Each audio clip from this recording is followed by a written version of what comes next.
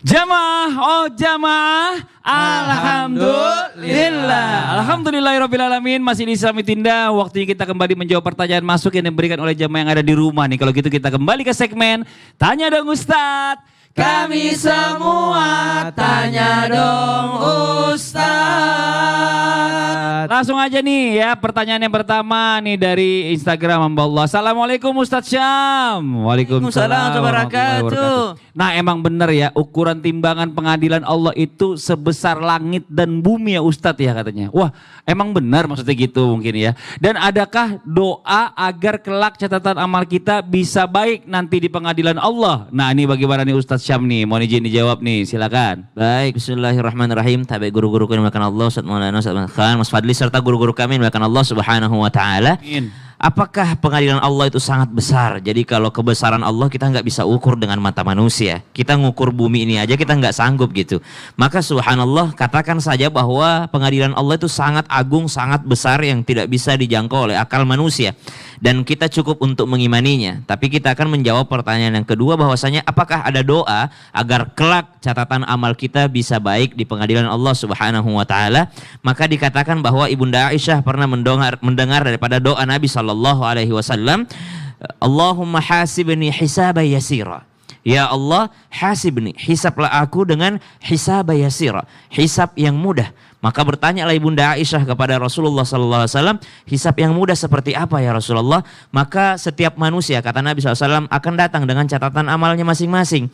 Bahwa dikatakan juga ada seorang bertanya kepada Ibnu Umar radhiyallahu anhu radhahuma, tahukah engkau tentang apa itu an-najwa, yaitu bisikan-bisikan? Maka orang itu Ibnu Umar pun menjawab daripada orang tersebut bahwasanya nanti di hari kiamat Allah akan bertanya kepada manusia, apakah engkau melakukan ini? Iya ya Allah. Apakah engkau melakukan ini? Iya ya Allah. Tapi engkau telah datang kepadaku dengan memohon ampunan kepadaku, dan di dunia aku tutup daripada aibmu itu, dan di akhirat ini sekarang ini aku hapuskan daripada kesalahan-kesalahanmu itu. Itu artinya kita jangan sampai mengumbar daripada kesalahan kita, karena Allah sudah tutup kesalahan kita di dunia. Dan berdoa, Allahumma hasibni hisaban yasira. Ya Allah, hisablah aku dengan hisab yang ringan, hisablah aku dengan hisab yang mudah. Ini yang berdoa Nabi loh, Rasulullah SAW. Tentu saja tidak ada catatan amal buruknya, tapi Nabi tetap berdoa hisab yasira, memohon daripada hisab yang mudah di hadapan Allah Subhanahu wa taala, dengan pengadilan yang sangat lama durasinya, dengan pengadilan yang sangat panjang durasinya.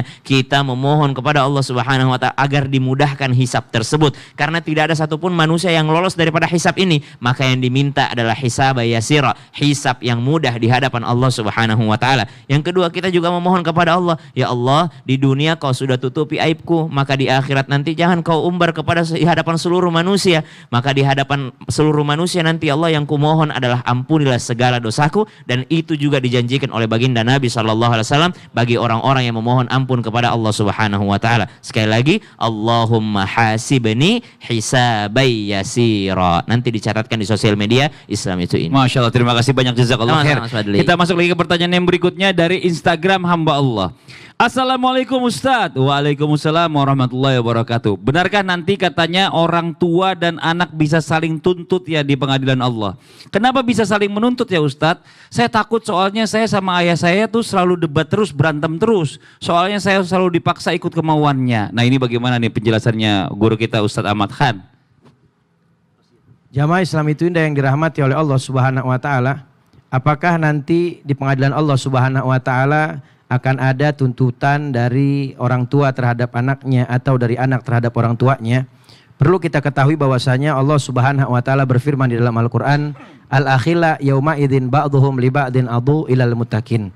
Sesungguhnya orang-orang yang memiliki hubungan dekat, apakah itu hubungan kandung keluarga ataupun hubungan kerabat persaudaraan, maka nanti akan menjadi musuh satu dengan yang lainnya. Kecuali persaudaraan dan persahabatan orang-orang yang bertakwa yang semata-mata itu terjalin karena Allah Subhanahu wa taala dan Rasulnya Nabi Muhammad sallallahu alaihi wasallam.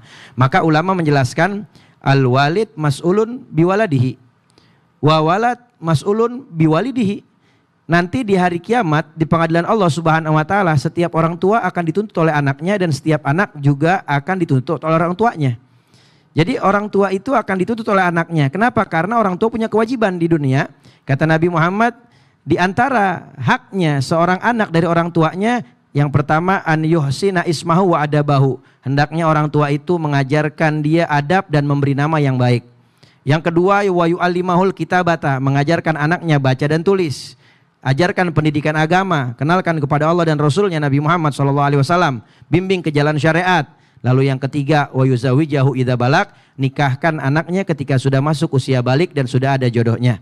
Maka ini yang akan dituntut oleh anak kepada orang tuanya. Begitu juga orang tua akan menuntut kepada anak bil birri wa suhbati adabin, dengan ketaatan anak kepada orang tua dan juga adab kepada orang tuanya. Masya Allah, terima kasih banyak. Nah, buat jamaah Islam Tinda, waktu kita mendengarkan sedikit kesimpulan dari guru kita Ustadz Maulana, dilanjutkan doa disampaikan guru kita Ustadz Syam. Fadhal Ustadz. Amalan yang bisa meringankan di hari kemudian.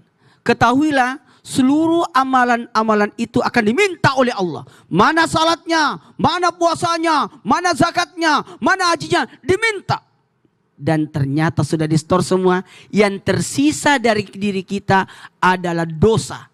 Dan dosa-dosa itulah yang akan diminta untuk dipertanggungjawabkan. Ingat, amalan yang di store kalau kurang maka dicarilah ibadah sunnahnya. Kalau tidak cukup itulah yang dia akan ditutupin.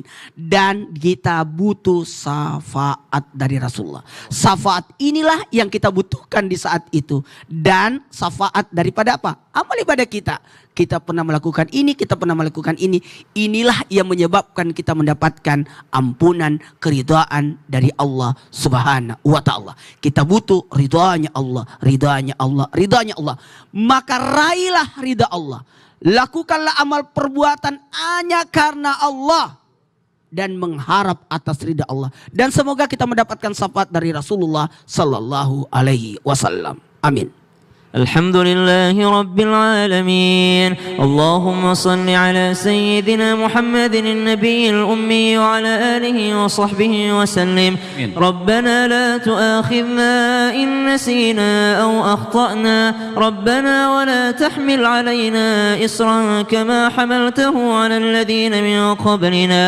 ربنا ولا تحملنا ما لا طاقة لنا به. واعف عنا واغفر لنا وارحمنا أنت مولانا فانصرنا على القوم الكافرين. اللهم حاسبنا حسابا يسيرا وصلى الله على سيدنا محمد والحمد لله رب العالمين. Amin amin ya rabbal alamin. Masya Allah, alhamdulillah, demikianlah perjumpaan kita hari ini, semoga bermanfaat. Sekali lagi mohon maaf atas segala kekurangan. Wabillahi taufiq wal hidayah. Wassalamualaikum warahmatullahi wabarakatuh. Waalaikumsalam warahmatullahi wabarakatuh. Ya Rasulullah, ya Nabi, ya Nabi.